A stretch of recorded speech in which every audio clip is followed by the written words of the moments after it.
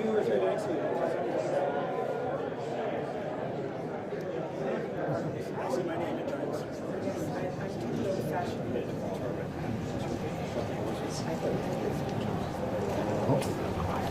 right, good afternoon. As I see, we have everyone up here. For those who haven't had a chance to meet yet, my name is John McKenzie. It's my privilege to host you here today as the CEO of the TMX.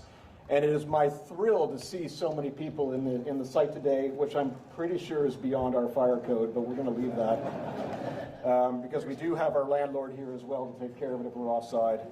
We're thrilled to have you here. Happy to welcome the Premier, Premier Ford, ministers, members of Parliament. Join us here. It's such an honor for the TMX to be able to host this important event.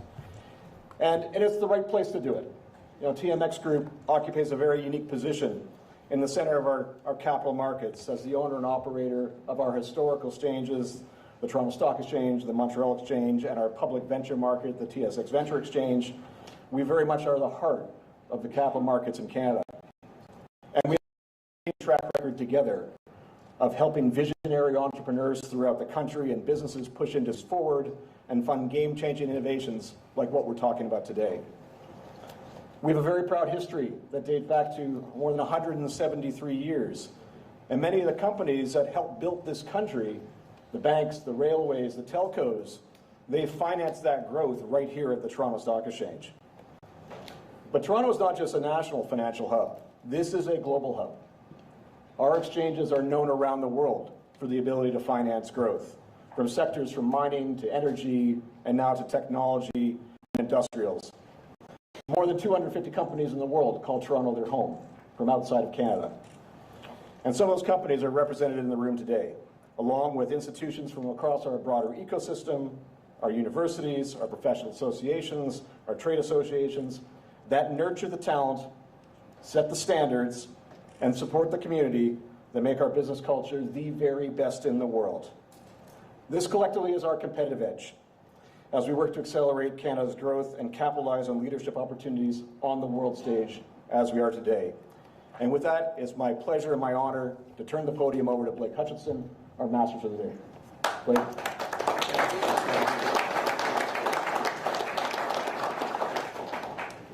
So good afternoon, everyone, and a sincere welcome. My apologies once for the body language looking this way. I'm told we're supposed to pay attention. It's not my habit, by the way, to pay attention to the press, but I have to today.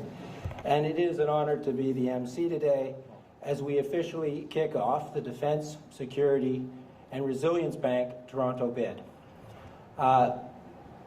I was introduced, more importantly, as the landlord here. I did come to collect my rent check, John, so I hope you're current. And my day job is I'm the CEO of Omer's Pension Plan, one of the Maple 8 that are known around the world. And just a little bit on Omer's. I work for 650,000 hardworking Ontarians that operate out of 444 municipalities. And when we do well, we've averaged about 8.5% in the last 5 years. Our communities do well, and 1 out of 11 households in the province of Ontario benefit from that good work, investing roughly $150 billion of their money on their behalf. And much of our portfolio, before I'm asked, usually from the people behind me, is indeed in Canada and is indeed in Ontario. For example, we own 50% of Bruce Power. It's our largest single investment in the world. We own Terranet, which is Ontario's land registry system. We own 15 office buildings within a few blocks of this one, including this block. They are, by the way, the best 15 in the city, in case anyone needs a tenancy. Cadillac Fairview, I hope you're listening. We own Yorkdale Shopping Centre, Square One, Scarborough Town Centre, a piece of the Raptors, the Leafs, etc. So we are so committed to this province.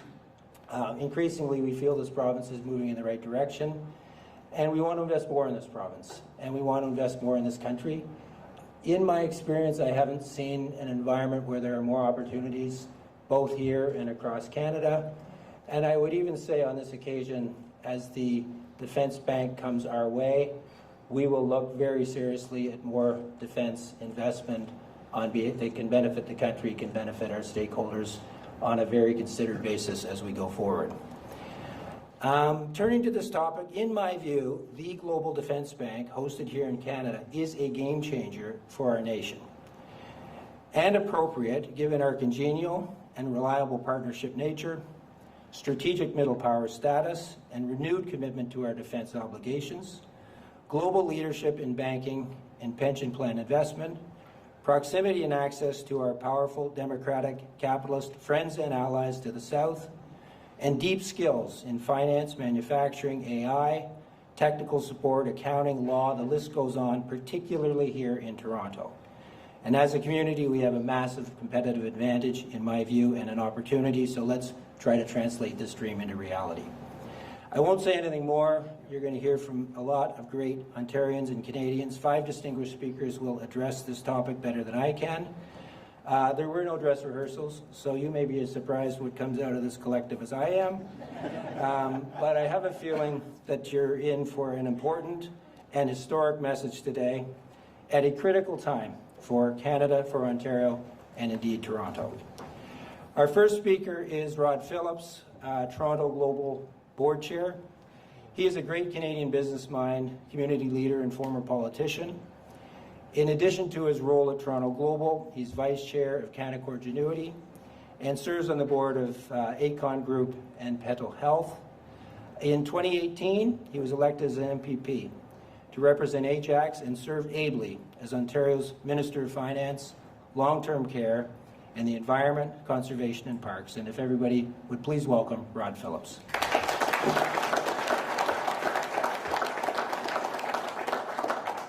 Thanks very much, Blake, and I can speak to the quality of the real estate. It's nice not to be a politician now, so I can pick teams.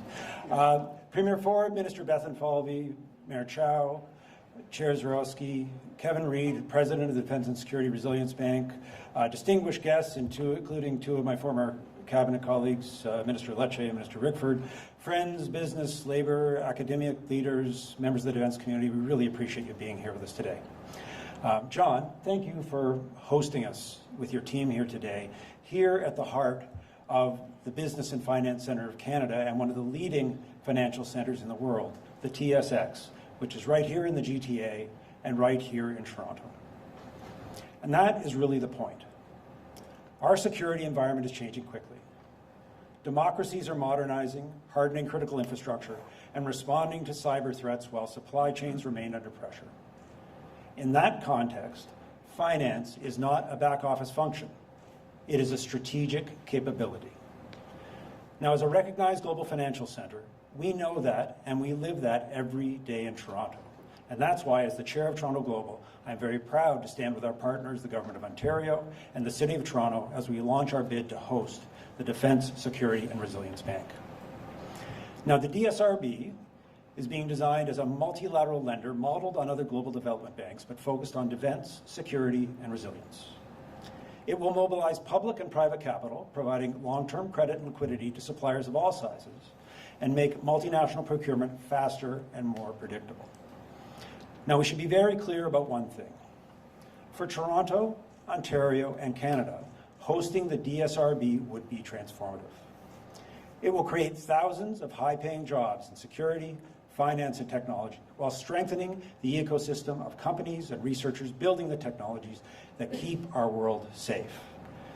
And Toronto is the right place for this institution to launch with immediate credibility. A bank like this depends on deep capital markets, trusted links to other financial capitals, sophisticated institutional investors, and a stable, rules-based environment. Toronto is Canada's financial capital and a leading financial centre in North America. Home to all 5 of Canada's major banks, more than 40 foreign banks, our major pension funds and insurance companies, all of whom are very well represented at the most senior levels here with us today. Across the Toronto region and in the broader Ontario corridor, we see leaders in aerospace, AI, cybersecurity, quantum robotics, and advanced manufacturing.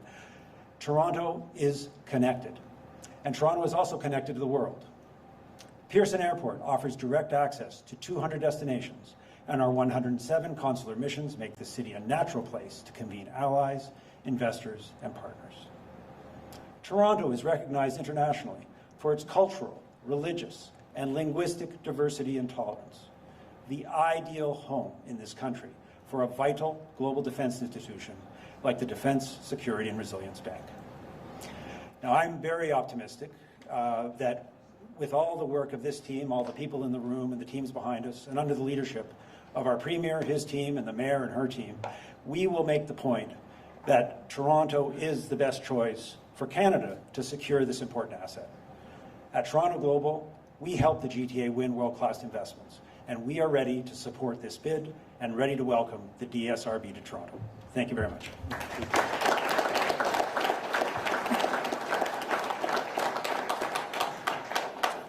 Thank you, Rod. And our next speaker is Julie Zurowitz, Liberal MP from the riding of Davenport, who's been elected, impressively, 4 times, commencing in 2015. She is a member and the Vice President of NATO Parliamentary Assembly. Since 2025, she's also served as the Chair of the House of Commons Standing Committee on Citizenship and Immigration. She's also the elected Chair of the Toronto Caucus of Liberal MPs. And is no stranger to banks, by the way. She spent 20 years on Bay Street working with a few of our nation's banks in very senior roles and is very, very supportive of this initiative. Thank you for coming from Ottawa, Julie, and being with us today. The floor is yours. Thank you. Good afternoon, and I want to thank everyone for joining us here at the TMX Group, the heart of Canada's capital markets. It is really nice to be back on Bay Street. As mentioned, I'm Julie Zurowitz. I'm the Member of Parliament for Davenport, Chair of Toronto Caucus, representing 23 federal Liberal MPs, and I'm also the Chair of the Canada-NATO Parliamentary Group, in addition to being the Vice Chair of the NATO Parliamentary Assembly. I do want to recognize a number of my colleagues who are in this room. And so I want to just give out a shout out to Chi Nguyen, MP for Spadina Fort York, James Maloney, MP for Etobicoke Lakeshore, Maggie Chi, MP for Don Valley North, Kareem Bardizi, MP for Tai Akan, Parkdale High Park, Shima Akan, MP for Oakville North, and Ali Ihassi, the MP for Willowdale. While I only mentioned a subgroup of the 23 members, I want everybody to know that we are fully supportive of this very important initiative that we're talking about today.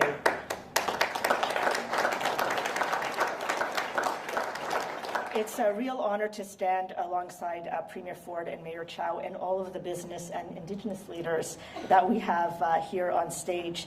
And I'm here to make a very bold statement. Toronto should be home of the Defense, Security and Resilience Bank.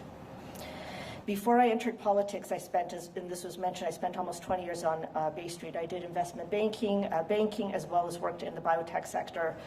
My last job was at the Bank of Montreal, and I was part of the team that helped launch Canada's email money transfer service, the kind of innovation that puts Canadian banking on the global map. And that experience gave me a tiny taste of what it takes to build something transformational. And the Defense, Security and Resilience Bank is exactly that kind of once-in-a-generation opportunity. So why does this bank matter? You know, as mentioned, and we are all reading this in our news, the geopolitical landscape is shifting rapidly and unpredictably. The NATO alliance faces threats evolving faster than at any point since the Cold War.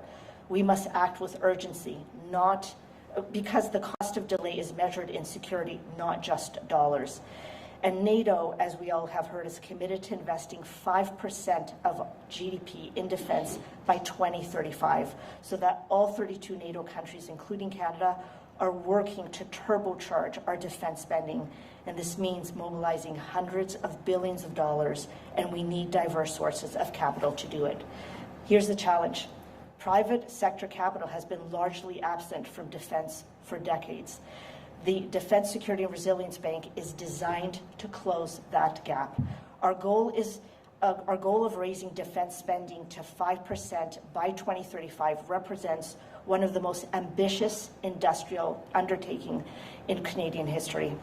And with Canada's goal to retaining 75 cents of every defense dollar in Canada, this is not only a national security imperative, but a generational economic opportunity. We have on stage here, we have the president of the Defense, Security, Resilience Bank Development Group, Kevin Reid, here, and he actually presented to our parliamentary committee on industry a month ago. And one of the things he says was, this is Canada's time to lead in NATO and with our allies in defense finance. And I couldn't agree more. So why Toronto? And I know the mayor is going to get into this a little bit more. Toronto's North America's second largest financial center. All 5 big banks are headquartered here, holding over $2 trillion in assets. Canada's banking system has been ranked among the world's soundest for more than a decade. Toronto offers unmatched global connectivity. Pearson serves nearly 200 destinations. We're home to 107 consular missions and more than 190 languages. We have the workforce, the infrastructure, and the international reach a global institution like the DSRB requires. So what does this mean for Canadians? Hosting the Defence, Security and Resilience Bank in Toronto could create over 3,500 high-value jobs and position Canada as the global hub where member nations convene, elevating Toronto to the same tier as London, New York. As Prime Minister Carney said, if we want a more secure world, we need a stronger Canada. The Defence, Security and Resilience Bank will choose its headquarters in the coming months. Canada has a choice: participate or lead. I believe Canada should lead, and I believe Toronto's ready. Thank you.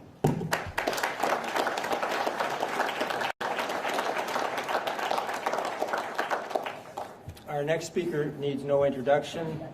Was a member of Metro Council, member of City Council, 8 years as a dedicated MP, community activist, published author, and a fierce advocate for Toronto and the prosperity thereof.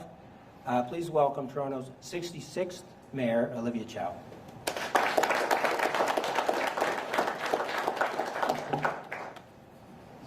Thank you, Blake. I am pleased to join Premier Ford, Minister Bethlenfalvy, MP Dershowitz, Rod Phillips, Blake Hutchinson of OMERS, of course, our host and representative of TMX, and distinguished guests from the finance and the business and the education community.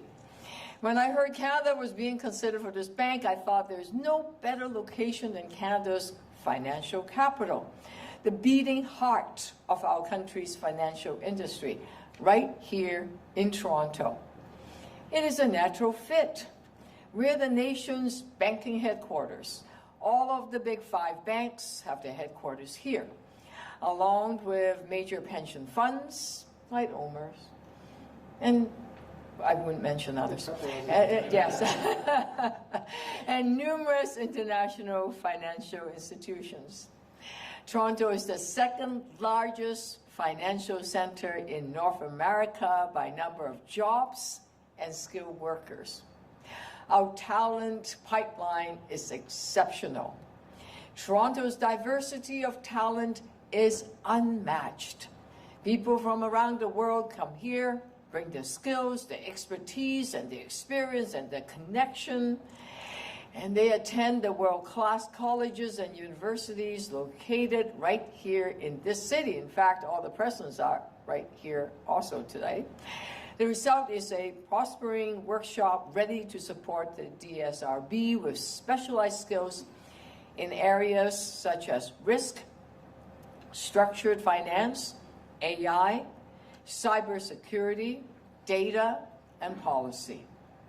If Canada is pursuing this bank, locating it right here in Toronto is a generational economic and strategic opportunity, not just for the city, but for Ontario and for Canada. The Toronto headquarters, connected to a national network, make sure that workers, firms, and our financial sector across the country benefit from this global institution. This bank would bring the world to our city. It would elevate Toronto's profile on the world stage and demonstrate Canada's leadership in our increasingly uncertain world. Among Canadian cities, Toronto gives Canada its best chance to succeed. We have all the right conditions here for success. I'm pleased to support this bid alongside my colleagues from the province and the provincial and the federal governments. Thank you so much.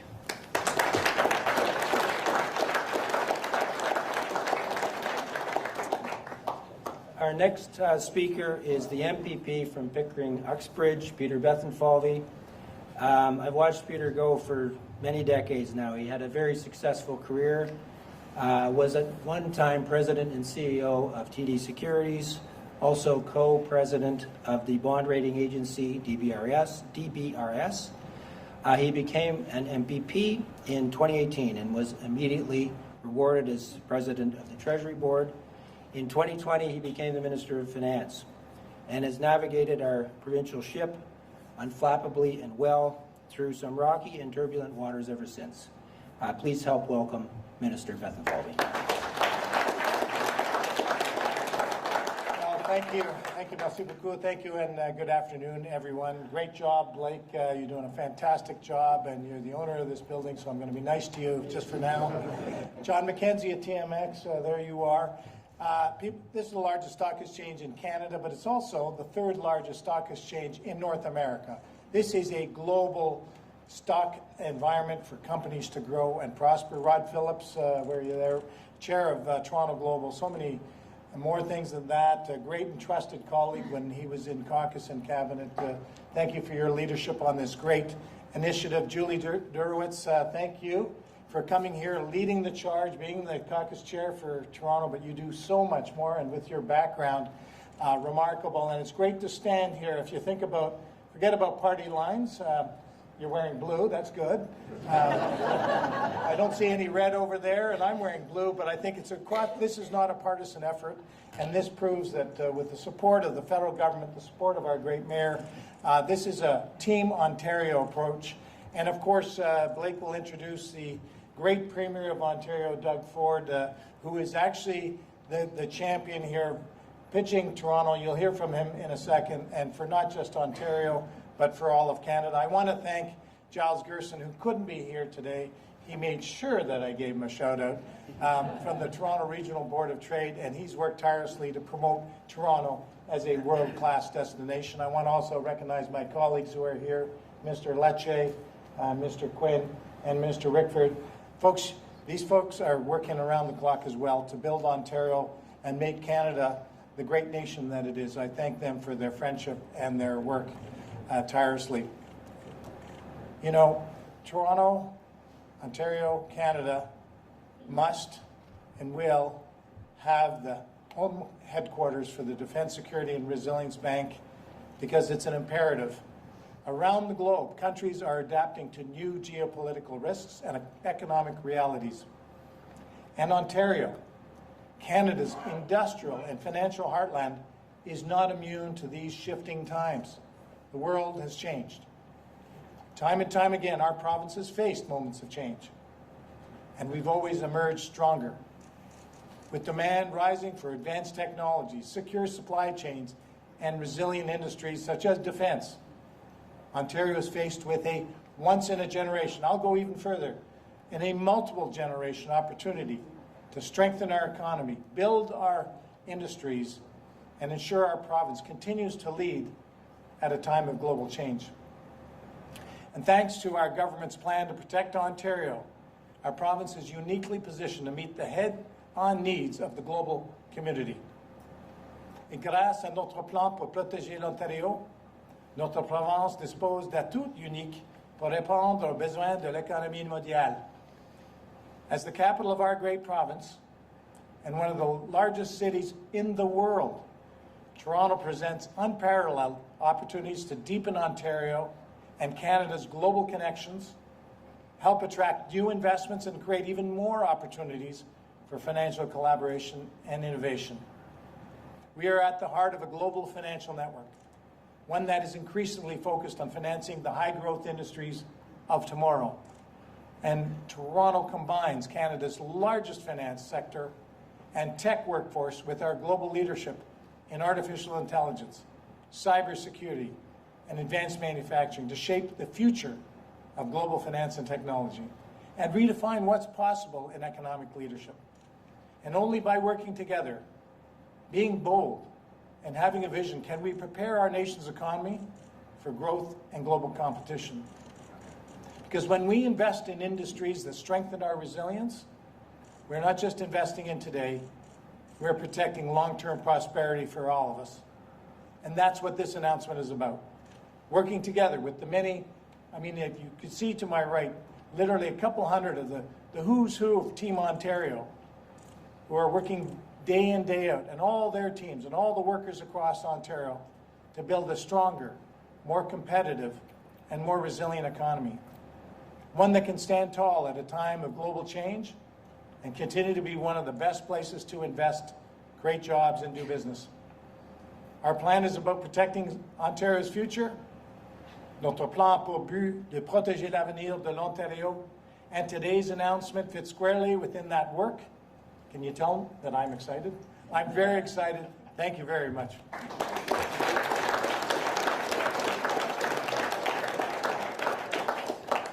So our final speaker comes from a family, and I think, Minister, you used the word multi-generational, who has, in multi-generations, enriched the fabric of the city and the province through tireless elected office, frankly, for now 3 generations, and I think counting. I won't give him any more introduction than that, but please welcome Ontario's 26th Premier, Doug Ford.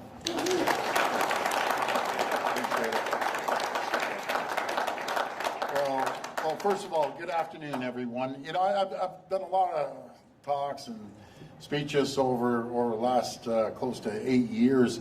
I've never seen a room that is a powerhouse like this room. And I was just calculating in my head, probably over 1 million employees that collectively, that each and every one of you employ. And thank you, Blake, for that introduction and being a champion for Ontario and Canada. And thank you for shamelessly promoting OMERS. And there's other great pension funds, but Blake has told me he's going to continue investing into Ontario like they never have before. So thank you for allocating another 50% at least. And thank you. I love when I speak after Blake and then he can't come back. But I also want to thank John and the TMX for hosting us today. What a great backdrop, and thank you for that, John. It's great to be here alongside Minister Bethlenfalvy. Nothing's better than having 2 finance ministers in the room, my former finance minister and my existing finance minister. And nothing else is better than when the screen goes blank on you and you have to ad lib. And that's happened before. Now, as my colleagues know, as soon as I start adding lib, we're all in big trouble. So, anyways, we also have Ministers Bethlenfalvy, Quinn, Rickford, Sakaria, and Lecce. They all have very important portfolios. Mayor Chow, thank you. I appreciate our partnership, how quickly we can get together. Julie, we heard from you. On a moment of a quick phone call a few days ago, when I called Julie and I called a couple of her colleagues, everything pulled together. And that's why I always say, I don't care about political stripes. When it comes to protecting Ontario, protecting Canada, we're all Team Canada as a group. So thank you, Julie.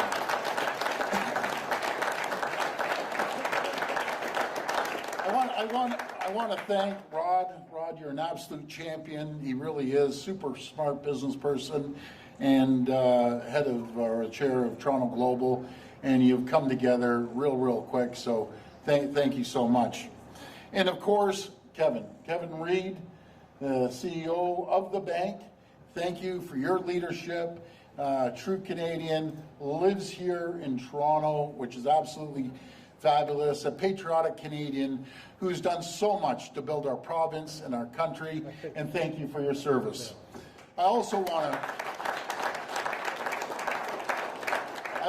to acknowledge another patriotic Canadian, General Rick Hillier. He's my champion. When we needed someone to lead us through COVID, who did I call? I called the General, and thank God, as soon as I called him at home, his wife answered. And I talked to his lovely, beautiful wife, Mrs. Hillier, and the story goes, she handed the phone over and then told him, you have to serve the province and the country, which he has been his whole life. So thank you, General. Along with our fantastic, hardworking Secretary of Cabinet. You know, folks, we're out in front. right? We have all the ministers and we get up here, but there's one person that keeps the machinery going, runs the OPS, and does an incredible job, is Michelle D'Emmanuel. Michelle, thank you for everything you do for the people of Ontario. Now, there's a couple great people that are out always selling Ontario, selling Toronto, and I want to acknowledge Minister Vic Fideli that flies around the world and always promoting Ontario, and Councillor Shelley Carroll. Mayor, I understand she's over in Europe selling Toronto as well and selling, making sure that we get this bank, who couldn't be here today, but who are absolute champions in creating jobs in Toronto and in Ontario. And of course, thank you for everyone that is here in this room.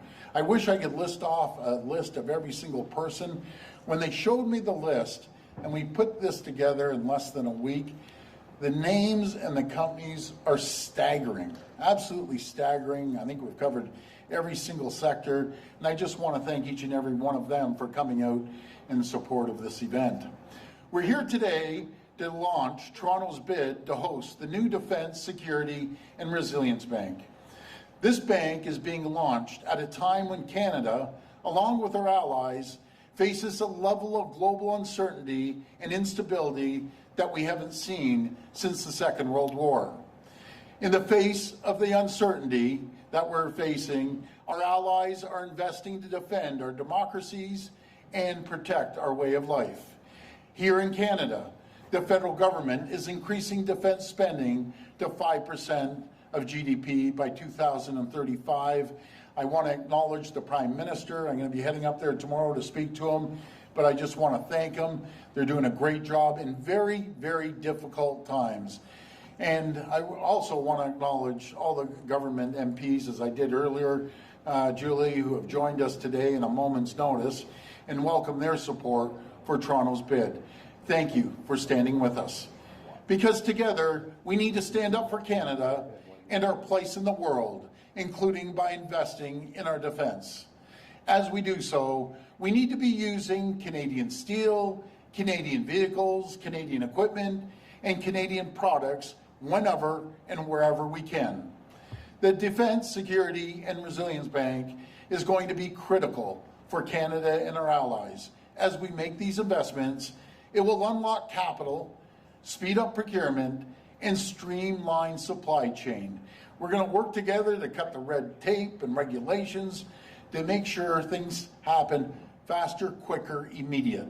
And of course, it will bring major benefits to whichever country is selected, and hopefully it's ours, to host its headquarters. That includes 3,500 direct jobs once the bank is up and running, as well as thousands and thousands of more indirect jobs. The bank's host city will immediately become the global capital of defense, innovation, and finance. It will be a hub for hundreds of new and existing businesses. Folks, we have over 300 defense companies right here in Ontario and support thousands of good-paying local jobs. We know there's a fierce global competition to host the bank. If we want Canada to be selected as the host, we need to put forward the strongest possible candidate, and that candidate is Toronto. You're here.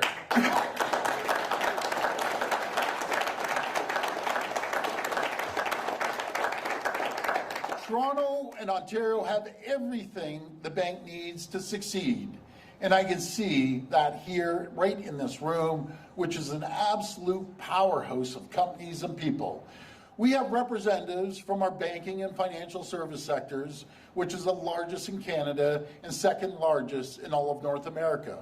We have representatives from pension funds, and you've heard all about OMERS already for about 10 minutes, and other pension funds as well. Largest accounting firms in the entire country, largest law firms in the entire country, largest telecommunications companies and transportation companies in the entire country, some of the largest in the entire world. We have partners from First Nations communities, and I want to recognize a good friend of mine. She's my champion. That's Grand Chief Linda. I don't know, Linda, where are you there? Oh, there you are, right there. Okay. Okay. I got a call from Linda, and I don't think you mind me saying that your son is our hero. He's part of our Canadian military. The other night, he went to help some people. He was in full uniform, and they attacked him and stabbed him. So I just want to say our prayers are with him, our thoughts, and we're so proud of him too. So thank you, Linda.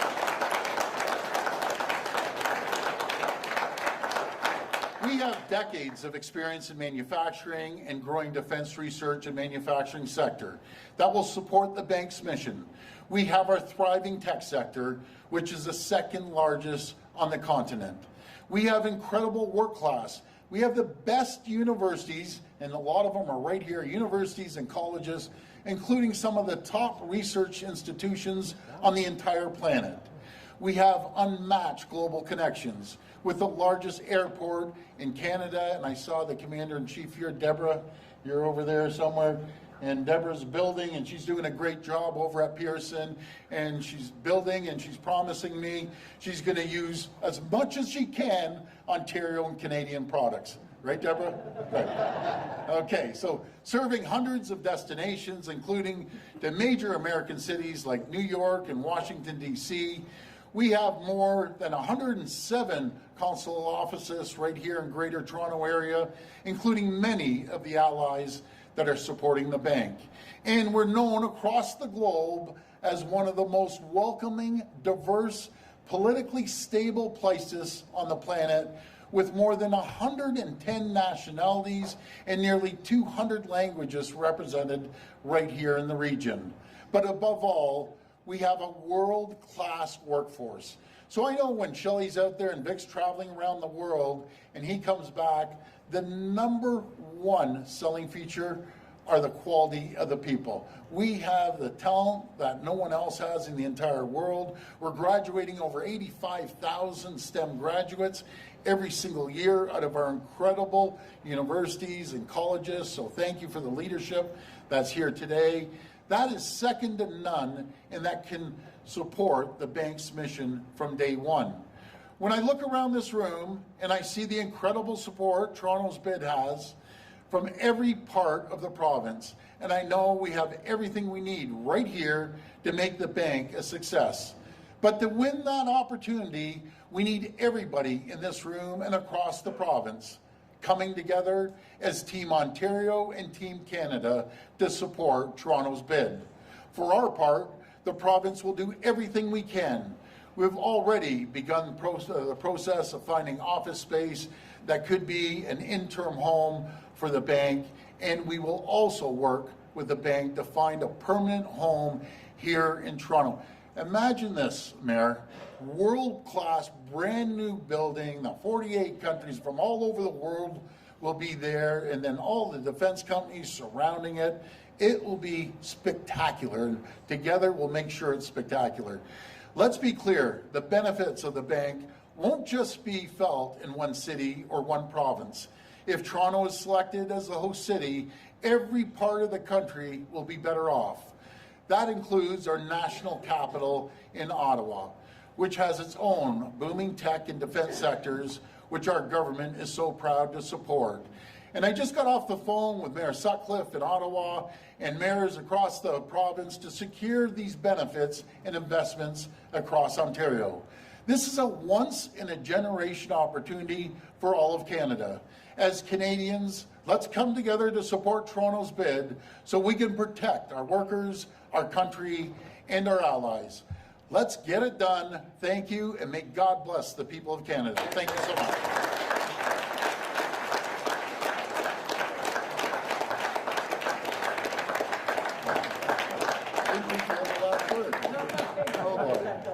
He didn't think I had the last word.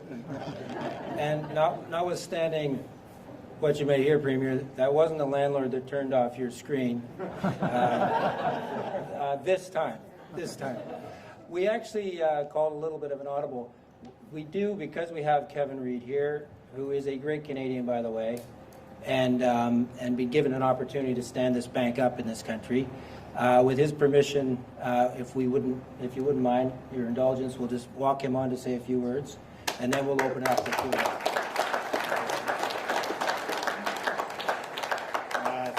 Blake. It's hard to come after the Premier. Not sure exactly how I position this, but thank you.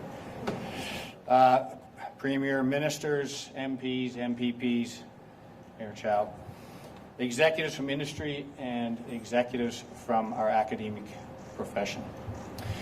Thanks to John, CEO of TSX. You summed it up very well. This is the foundation of our capital formation for Canada. And so 170 plus years of history embedded in this institution. I might highlight a couple things here, John. I was a co-founder of Equity Transfer and Trust Company. I was invited in 2005 to open the TSX, as was our team. And I'm holding my 8-month-old daughter as they count down from 10, 9, 8, 7, 6, 5. I'm getting ready to press the button. And she beat me to it. And so I think, John, she's still the youngest person ever to open the TSX. And she's 20 now. So anyways, I would also say that, as you know, we sold the Equity Transfer Trust to the TMX and TSX Trust Company. I want to call out Louisa Roberto. I'm not sure if she's still here, but she was our first employee at Equity Transfer and Trust many, many years ago, and she's still here, part of the senior leadership team. So I'm not sure if Louisa's still here, but Louisa, there she is in the back. I'd like to call her a great Canadian. And you know, John, just staying on the TSX, you were kind enough to open in June of 2024 to us, the co-founders of Heroes Among Us, which we told, I should say June of 2024, we told these amazing stories of Canadian military heroism, Star of Military Valor winners, 10-part series, most covered story of military since the end of World War II. And we were lucky enough to open the TSX with Ron McLean, Rick Hillier, and our warriors. And I just want to say that thank you, because I'm still here, John. I'm here today. So, Premier, I understand what you mean by this when these things go black.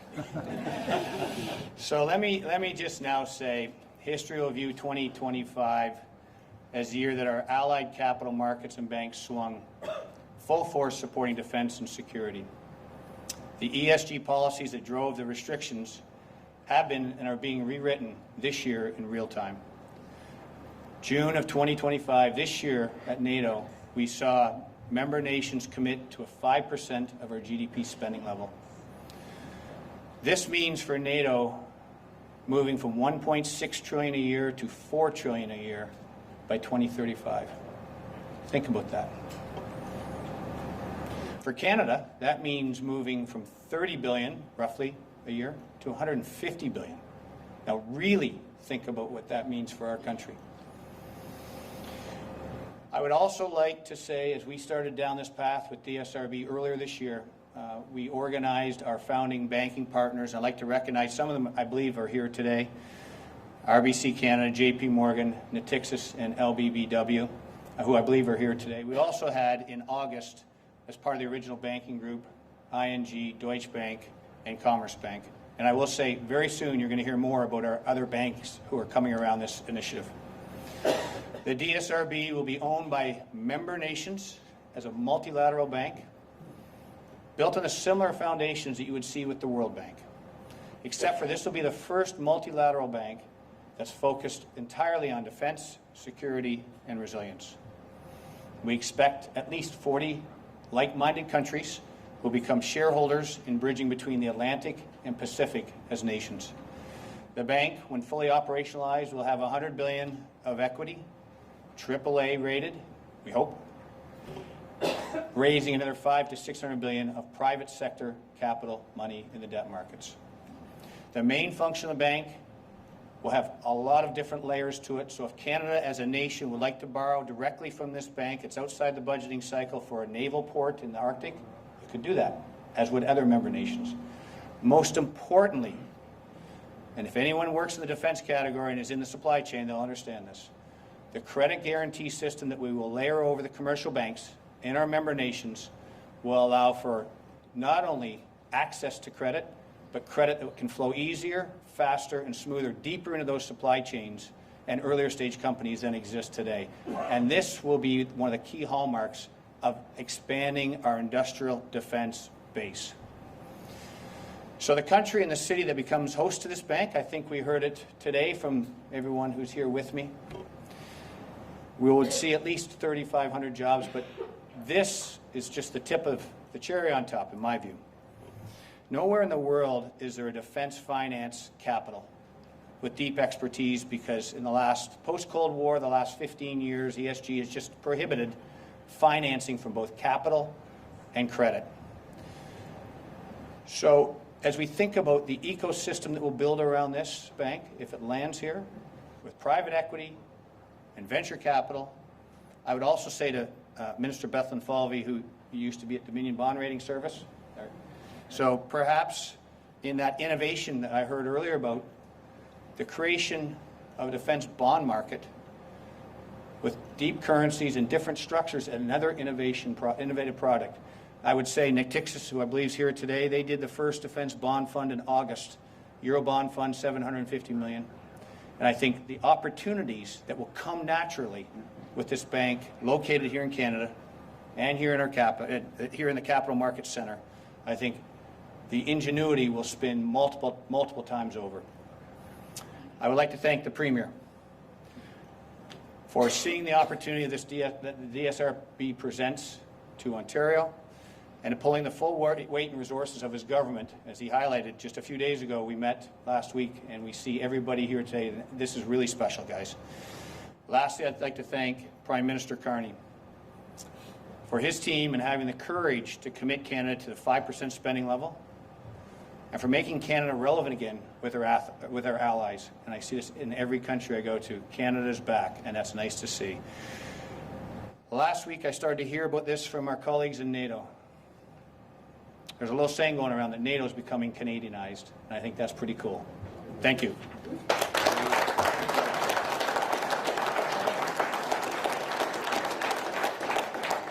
We will now take questions from the media. Media present can line up behind me and ask their questions through the microphone.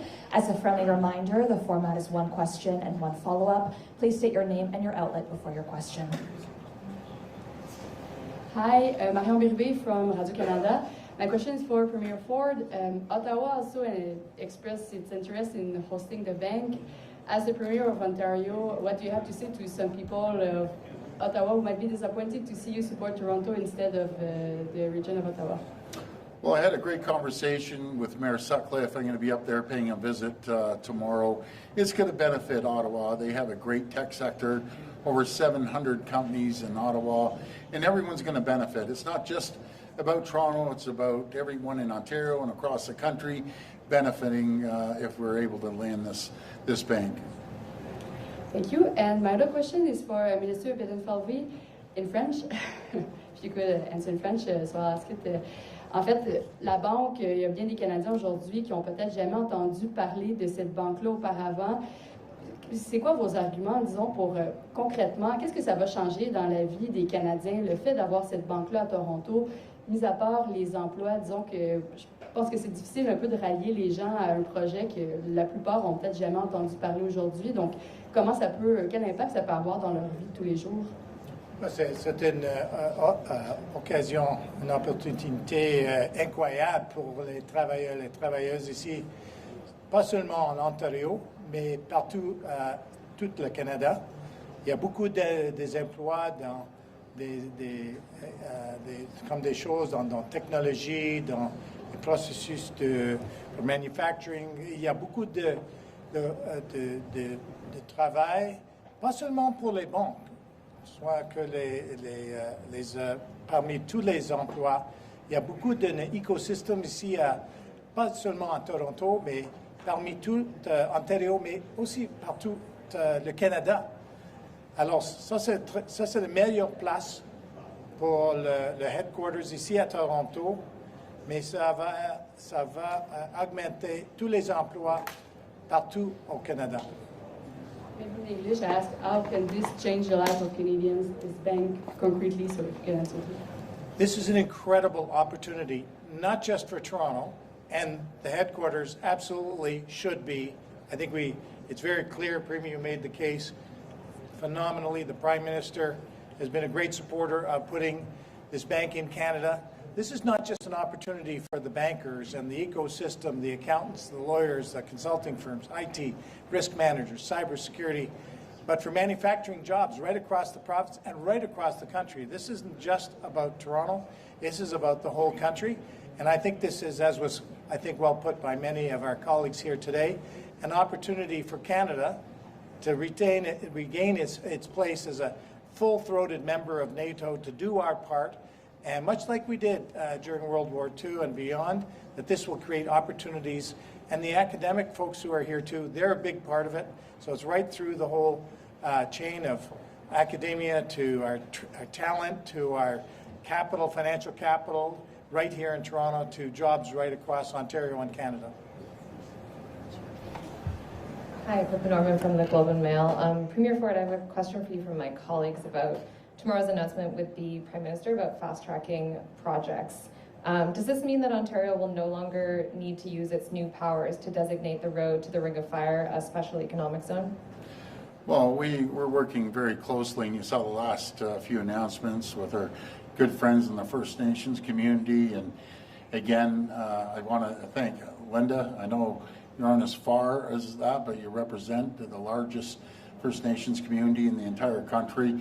This is about bringing them prosperity, bringing Ontario prosperity, making sure that we work with our other communities up there. And I'm going to pass it over to my minister, Greg Rickford. He's leading the charge. He's done an incredible job. And Minister and Linda, you're both welcome to say a few words. Well, as Grand Chief whispered in my ears, this is about partnerships, but the agreements that we have put together over the last year have only been challenged by obligations to duplicative or redundant or additional regulations that the Ontario government, especially as the environmental assessments are being led by First Nations, have been confronted with. In short, it became very clear as full partners with First Nations that some effort had to be made to streamline these, that to live up to one project, one approval, a process that would facilitate and support work by First Nations in the environmental space and the development of world-class legacy infrastructure to access the Ring of Fire. These are common interests held by the First Nations communities and the province. It's good public policy. It need not be smothered in regulatory processes that just serve to make the development of this infrastructure and the penultimate goal of bringing the world its critical minerals longer than it should. That's all, thank you. Hi folks, Sean Jeffords from CBC Toronto. A question for MP DeBruzen actually about the criteria here that is being used today. How is the federal government going to be deciding between Montreal and Toronto? I think that's a question for our Prime Minister. So as Chair of Toronto Caucus, I'm here to advocate for Toronto. And I also believe that this is Canada's moment to lead on defense finance. And I believe that Toronto's uniquely positioned to win this bid. So that's what I would say to you. I do think ultimately, if Canada's selected as the country, I'm promoting Toronto, but it is the Prime Minister's decision. Thank you. Also, could you give us a sense of the timeline of when this decision will be made in Canada, but also more broadly internationally? I'm going to actually ask Kevin to come in and answer, so I think he's got a more specific answer than I do. Thank you. Yeah, thank you. So as we move into the next phase of the stand-up of the bank, it's going to be charter negotiations that we expect to start in early 2026. There will be about 12 anchor nations that are forming to negotiate the charter, the treaties, the governance, the capital structure, what will qualify for other nations that will want to join as shareholders. And in that negotiation will also be which country will be the headquarters for the bank. I would say that the anchoring nations that are forming today, and given our Prime Minister's understanding of capital markets and finance, which is unlike any other world leader at this moment in time, Canada's viewed very, very much like the honest banker. And so whether it be the Indo-Pacific countries or the European countries, and including the U.S., we were viewed very favorably to take the lead on this. We do have to win that vote, but I expect that at this moment in time, we're in a great spot. And it's obvious the turnout by the business community and academic community is full throttle for the Prime Minister. So we would expect to see that in early, call it first quarter of 2026. Hi, good afternoon. Colin DeMello from Global News. A question for the Premier and the Mayor on the location. Premier, you had mentioned that this might require a rather large footprint and that you'd already identified certain locations. How big is this facility going to have to be, and where maybe generally in Toronto would this go? Well, just going through our real estate experts, and one of the great experts is Blake here. He's guessing roughly about 500,000 square feet, and obviously we got to go vertical. But we'll be working with the mayor, like we always do, and find a great location that's going to be forefront. So when people come into the city, they're going to see something spectacular. We're going to have to, if we're fortunate enough to win, house these people somewhere downtown in one of these beautiful buildings until we build the new site. But it's going to be out of this world. And if the Mayor could touch on that as well, in the location, and whether Toronto can host something this big. Absolutely. Toronto is the financial capital. We have the space, we have the talent, and we have locations. So working together with the province and the federal government and to various pension funds, I am sure we could locate any number of perhaps existing buildings or build new ones.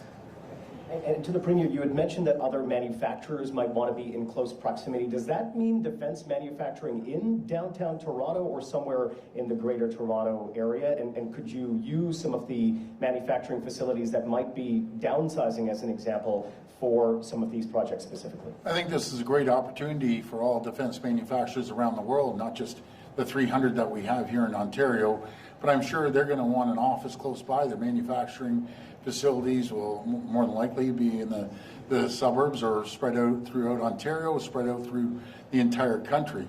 But this is a massive opportunity. The way I describe this, folks, you know, cities go out for Olympic bids. I say this is anywhere from 5 to 10 Olympic bids, because the Olympics come along, everything's done, then they leave. This bank will be here hopefully for decades to come, generating more opportunities and more jobs for Canadians right across the country. Hi, Premier. Alison Jones with the Canadian Press. Back to the cooperation agreement tomorrow. Is this going to be the last piece of the puzzle that you need to get the road to the Ring of Fire built? I believe so, but we're always in consultation with the leadership of the First Nations up north, and Martin Falls, Webequie, Arrowland. We've signed great agreements, and they're really, really excited. And I was just on the call for their Christmas party in Martin Falls, and what stood out to me when the chief, we met, and they had a meeting about the road, and for the first time he said all the young people showed up, because they were stuck in that area. The road opens up 6 to 8 weeks every single year. This will give them the opportunity to maybe go down to Thunder Bay and go for a drive, or drive everywhere, rather than having a fly-in community. But we're there to supporting, make sure they prosper, make sure we train until when we're building the community center, the hockey arenas, the infrastructure, it's going to be people within their community that are going to do that. So I'm really excited for the opportunity for all our First Nations communities, but also opportunities for Ontario, and diversify our trading partners around the world, and we don't have to rely on President Trump all the time. And are there other projects that you have in mind that you're hoping this agreement will help enable or speed up? Well, I think there's quite a few different areas. Energy, and I'll pass it over to Minister Lecce. He is, we have many strengths. Number one, our diversification, everyone working together. I always say around the world, I spent a lot of time in Chicago, 6 degrees of separation. In Ontario, it's 1 degree of separation. That's why it works so well. It doesn't matter what political stripe you're from. You pick up the phone, you talk to the person, and we move forward. But what I'm hearing from around the world, from ambassadors, consul generals, our great neighbors, and I love our American friends south of the border, they want a couple things. They want to buy our critical minerals, which we have more than anywhere in the world. And PDAC, the mining conference, is the largest in the world. So we'll be seeing everyone from around the globe show up here. That's one. But our energy. We're leaders in the G7 when it comes to nuclear energy, no matter if it's building the SMRs or large-scale nuclear. But I'll pass it over to Minister Lecce, and he will tell you about what we're building, especially in the large scale and the SMRs. So the Premier has been saying for many months that we need to end the duplication and get on with building. And I think part of this agreement that he has landed is really about securing a path to delivering the roads and ultimately delivering prosperity and more self-reliance for Canada. In the room today, you have some of the largest mining and energy companies who are present rallying behind this bank and this city. And the reason why they are here is because there's an intersection of the flow of capital with access to developing our responsible resources, the most ethical resources on earth. So limiting duplication and moving with speed is in the national interest for every Canadian worker, for every Canadian who believes in democracy, human rights, and the rule of law, and the cleanest grid. Because the alternative, if it isn't us, it's China. It's other geopolitical adversaries who do not share our values. On the energy front, we're on the move. I mean, the world is fundamentally turning to Ontario. It was only weeks ago the government secured a deal to help administer 2 net new AP1000 technology in Bulgaria. It's our government that is supporting the nuclear refurbishment in Romania with Akin Realis CANDU technology. And of course, here at home, as the Premier mentioned, we are leading with the first SMR in the G7. We're not just building them in Ontario, we're helping to use our supply chain. 200 companies, tens of billions of dollars supporting Canadian businesses. The other thing that we're making a priority to the federal government is the desire or the need for them to double down on nuclear, which is a great Canadian industrial success story.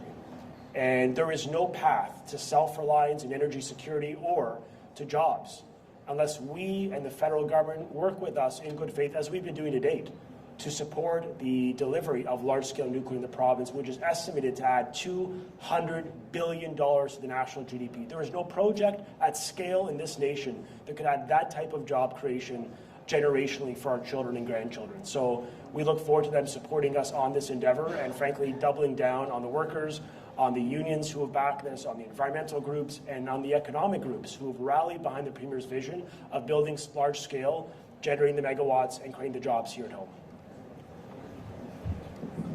Hi, it's Siobhan Morris, CTV News. I'm wondering what you have sort of on your wish list or hopes and expectations for the First Minister's call tomorrow. Well, everyone is different right across from coast to coast to coast. We all have our concerns, but really I think it's the economy, making sure that there's certainty, because right now there's not certainty when you're dealing with President Trump. And that's just not Canada, that's the entire world. But again, we have to focus on diversifying our trade with other countries, which we're doing. The Prime Minister is doing a great job talking to other leaders around the world, making deals with other leaders. So that's what Ontario is going to focus on. We're going to focus on making sure that we do large-scale nuclear, like Minister Lecce said. Make sure we cut the red tape and the regulations till we get the shovels in the ground to get the minerals out of the ground. And a lot of those minerals are going to be used for our defense projects and companies that we have here, and communications and so on and so forth. So that's what I'm going to be focused on. I can't speak for the other premiers. You had expressed some frustration before that you didn't feel that the Prime Minister was necessarily hitting Donald Trump back hard enough. Are you happy with, there's not really a retaliation happening at this moment? Is that continuing to be okay with you? Yeah, some Prime Minister's doing a great job. Like I've said before, it's easy for me to sit back, and I'm probably the bad guy, and he's the good guy. But in saying that, he's sitting there negotiating across the desk or across the chair with them. But it's just my personal opinion. I have an incredible relationship with the Prime Minister, and I'm always going to support him when it comes to many things, but especially when it comes to trade with the United States. Let's not forget, folks, we're their number one customer, and vice versa. They're our number one customer, and we're their number one customer. So it's in the best interest to move forward. We proposed an AMCAN Fortress. put a ring around the U.S. and Canada. No one could stop us with our energy, with our critical minerals, with our manufacturing might. We're better to work together. Protectionism does not work. And you just have to listen to Ronald Reagan, a couple of his speeches. Protectionism does not work. And 12.4 billion people heard that message.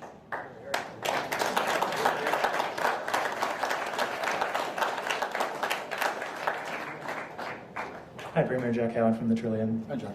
Given the feds are on board, obviously, with removing duplications, is there still a need for special economic zones in the Ring of Fire or elsewhere? Absolutely, because it moves things a lot quicker. And we have to cut out red tape and regulations. Every government, no matter if it's municipal, federal, or provincial, nothing gets in the way of progress more than red tape and regulations. We've cut over $1.2 billion of red tape, saved 1.8 million working hours that they can reallocate those people to another area that they can be more productive rather than filling out mounds and mounds of government paperwork. And I know everyone feels the same way. I know the mayor feels the same way. I know the prime minister feels the same way. I do, every politician across the country. Let's get government out of the way. Let the private sector and the market dictate. And when they dictate, things move a lot quicker and a lot faster. I also have to ask if anyone from the OPP has contacted your office, that of Minister Quinn, or anyone else, any other ministers regarding the Keel investigation? No, not as far as I know, no. We're the ones who called them, by the way, just to let you know. This will be the last reporter. So on the Defence Bank, Tina Yazdani with City News. Premier, on the Defence Bank, what will Ontario taxpayers be expected to contribute upfront or long term to host the headquarters? And are there any security risks to hosting here in Toronto? Well, what we're going to risk is losing billions and billions of dollars of investment. I look at an investment, and let's first win the bid, and then we'll talk about what investments we're going to have here. More than likely, we're going to invest in beautiful new headquarters that are going to attract companies from all over the world and over 40 nations. So it's going to be an exciting opportunity to increase our GDP, not only here but around the country. And people don't realize Toronto is a powerhouse. Under the leadership of Mayor Chow, the GDP is 50% of Ontario's GDP is right here in Toronto. They're creating thousands and tens of thousands of jobs, and we're going to continue working with all people from all different political stripes. And on an unrelated topic for my colleagues, Brampton's mayor is urging your government to take action as extortion-related crimes have increased dramatically in Peel Region. Will you commit to working with the federal government to establish a victim support fund? Well, we're already working with the federal government. I know the RCMP has a task force along with their OPP, along with Peel. I was talking to Chief Nish the other day. I went to a community that's being affected. I spoke to them on the weekend. We're throwing every single resource we can to combat this, and a clear message. If you're trying to be extorted, call the police immediately. Hopefully we can track them down. They've arrested a number of people, not just here out in BC, but I have all the faith in the world in our RCMP, our OPP, and all regional police services that have a specific task force to go after these people that are trying to extort Ontarians. And actually, they're extorting where they can, everywhere across Canada. But they'll be in jail. We'll catch them. We're going to throw them in jail. This will be the last reporter. Hi, it's Rob Ferguson from Toronto Star. I'm going to let the Premier take a breather, and Mr. Reid's been over there patiently waiting. So can I just double check? You said first quarter next year for the decision on which country will host. So, and what are the 12 anchor nations voting on that, and who are the 12 anchor nations? Canada's one, I assume. Yeah, it's part of the charter negotiations, which is standard for any multilateral bank. There are some of those areas that cover the charter, the treaties, the governance. One of them is which country will be the host nation. The other anchor nations, I would expect in early January, there will be an announcement to come from the governments, all the governments. We're working through the schedule. We're working through the agenda for the charter negotiations. I think if you count the cards at the table, put it bluntly, that Canada stands out amongst our peers. because of not only the initiatives and the support that Premier Ford and Ontario's put behind, but certainly our Prime Minister understands better than most world leaders what a multilateral bank can do on a multiplier effect for the economy. And so it's not certain, but I think we're in a good spot going into those negotiations, and I look forward to the Prime Minister having a lot more to say in early January on this. All right, and what other major world cities are interested in this? I think frankly, any nation would love to host this bank because of some of the reasons that were stated earlier from the members here and my comments. The view is that the Pacific region would like North America. The European view would be perhaps towards Canada because of certain discussions within NATO. And so I think we're at a moment in history here where if we put our hand up high and do it fast, we will see a coalition of those other nations that are about to start negotiations absolutely support Canada. Okay. That concludes our press conference. Well, first of all, I want to thank all the leadership in this room, leadership behind me. Folks, let's bring it home. Thank you. God bless people of Canada. Thank you.